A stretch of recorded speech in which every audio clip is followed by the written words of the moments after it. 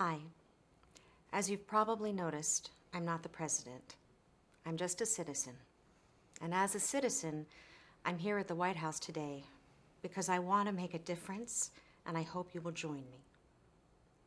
My name is Francine Wheeler. My husband David is with me. We live in Sandy Hook, Connecticut. David and I have 2 sons.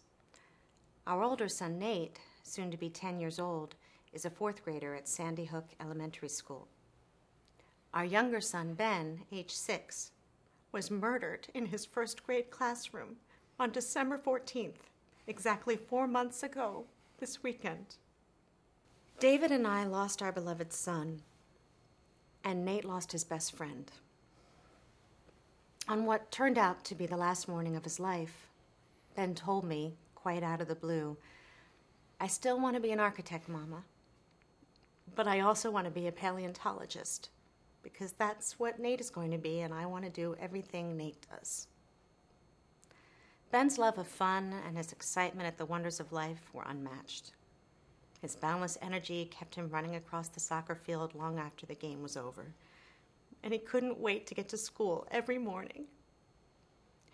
He sang with perfect pitch and had just played at his 3rd piano recital. Irrepressibly bright and spirited, Ben experienced life at full tilt. Until that morning, 20 of our children and 6 of our educators gone out of the blue. I've heard people say that the tidal wave of anguish our country felt on 12/14 has receded, but not for us. To us, it feels as if it happened just yesterday. And in the 4 months since we lost our loved ones, thousands of other Americans have died at the end of a gun. Thousands of other families across the United States are also drowning in our grief. Please help us do something before our tragedy becomes your tragedy. Sometimes I close my eyes and all I can remember is that awful day waiting at the Sandy Hook Volunteer Firehouse for the boy who would never come home. The same firehouse that was home to Ben's Tiger Scout Den 6. But other times, I feel Ben's presence filling me with courage for what I have to do, for him and all the others taken from us so violently and too soon. We have to convince the Senate to come together and pass common sense gun responsibility reforms that will make our communities safer and prevent more tragedies like the one we never thought would happen to us.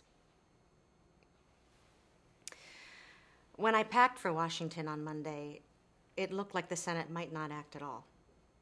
Then, after the president spoke in Hartford, and a dozen of us met with senators to share our stories, more than 2/3 of the Senate voted to move forward.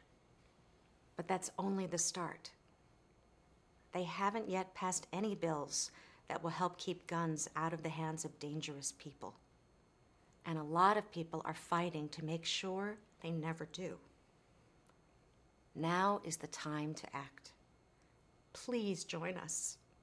You can talk to your senator too, or visit whitehouse.gov to find out how you can help join the president and get involved.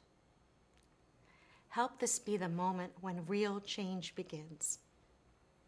From the bottom of my heart, thank you.